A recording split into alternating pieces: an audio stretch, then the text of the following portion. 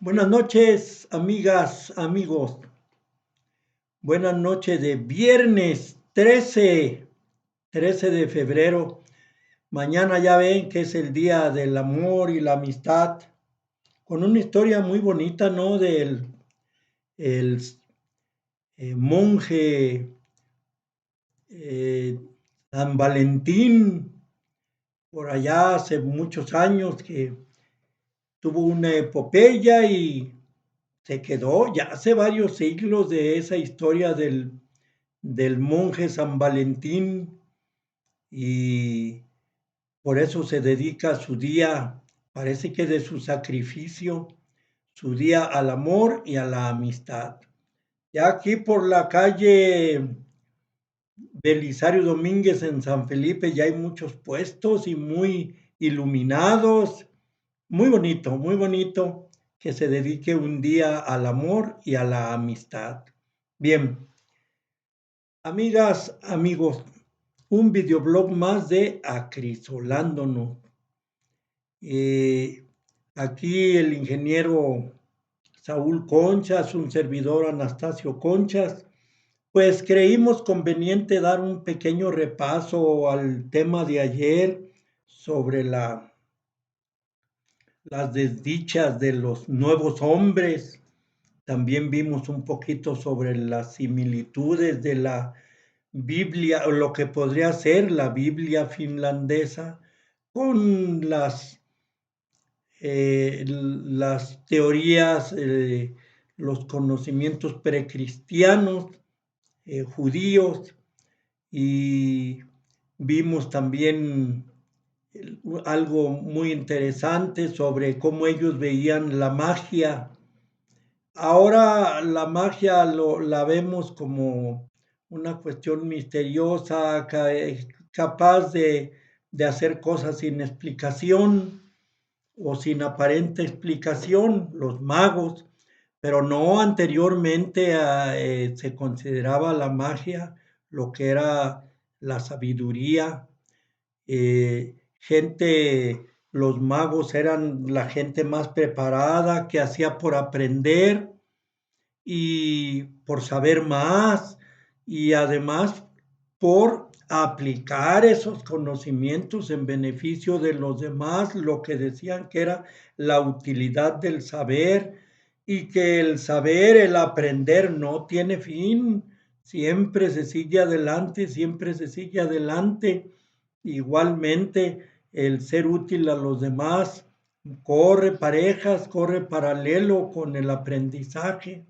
Por eso se decía que en la medida que los seres humanos, los nuevos hombres, después que los extraterrestres ayudaron a despejar esa capa de polvo, humedad, condensación, pues, y otras sustancias que no dejaban pasar la luz del sol, cuando todo climáticamente volvió a la normalidad, empezó la evolución del ser humano mediante el aprendizaje, mediante el acrisolamiento constante y permanente.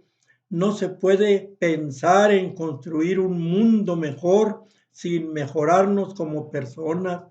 Y según esta historia, pues los extraterrestres siguieron trabajando en pulir, en purificar, en edificar a los seres humanos que quedaron, ¿verdad? Y entonces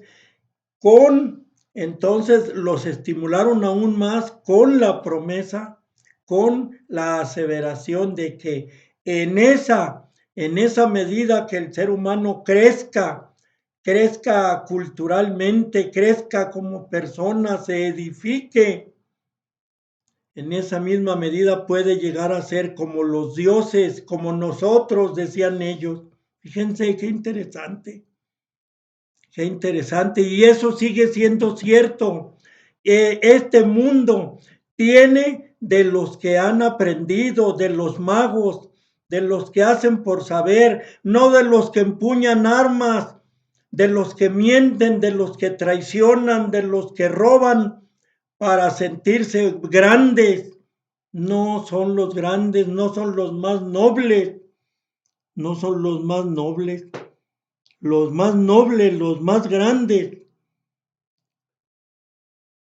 los más dignos son los que saben.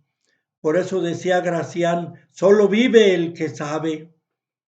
Y luego también repasamos la frase que le dice Vainamoinen a la bruja Luji, que le dice, si los hombres se dieran cuenta que el favor genera favores, que el odio genera odio, que la violencia genera violencia, otro gallo nos cantaría. Bueno, no se los dijo así, se lo dijo de otra manera, un poquito más poética, pero por eso es el trabajo, la perseverancia de acrisolándonos con todo y las dificultades de crecer en seguidores, porque el tema no es muy atractivo, no es divertido.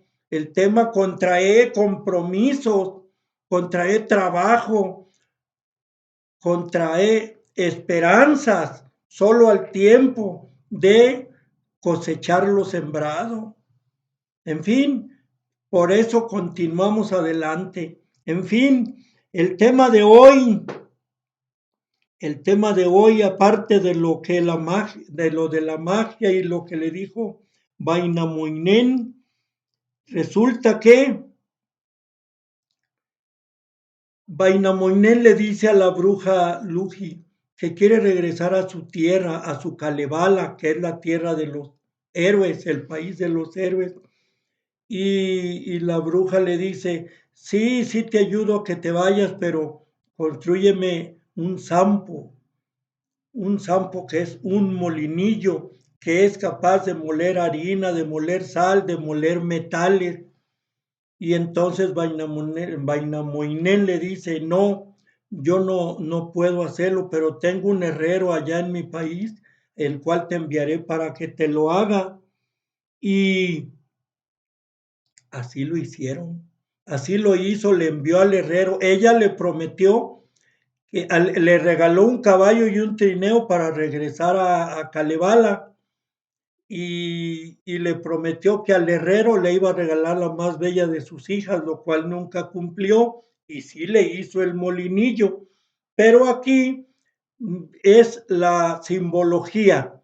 El molinillo para moler metales viene a ser en realidad una pequeña simbología, una pequeña analogía de que los alquimistas también en Finlandia lo que querían era descubrir las propiedades de los metales.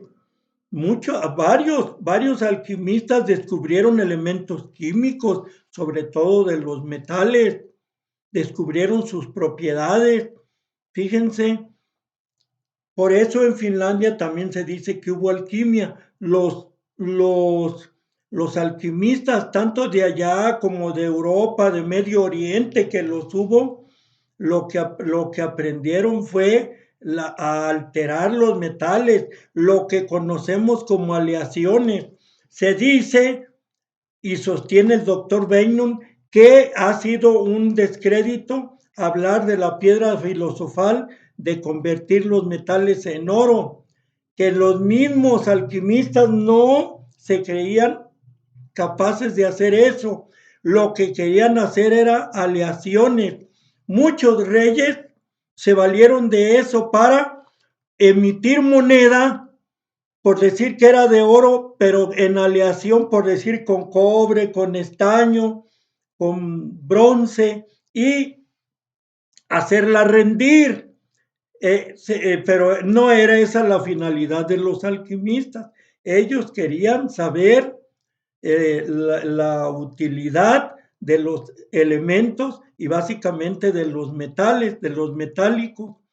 Y por eso, aunque se dice que la cuestión alquimista no nació ni en Europa ni en Medio Oriente, nació en China con una organización que se llamó Cofradía de los Herreros, en China, ¿eh? ¿Cómo venden los chinos? Y entonces es el tema, ¿verdad? Que la alquimia en Finlandia, sí hubo alquimistas y por eso se hace la simbología de lo que Luji le pidió a Vainamoinen, porque ya estaban a la búsqueda de la alteración de los metales. Esta es la versión del doctor Veynon en las revelaciones. Y pues bueno, no nos arroja mayor conocimiento sobre el origen y evolución del ser humano en la Tierra, pero sí nos arroja otra versión sobre la cuestión de la alquimia que siempre ha sido un poco desprestigiada con aquello de la piedra filosofal para transmutar cualquier metal en oro. Sí, sí se puede hacer, pero por medio de la aleación. Y eso lo descubrieron y lo desarrollaron los alquimistas.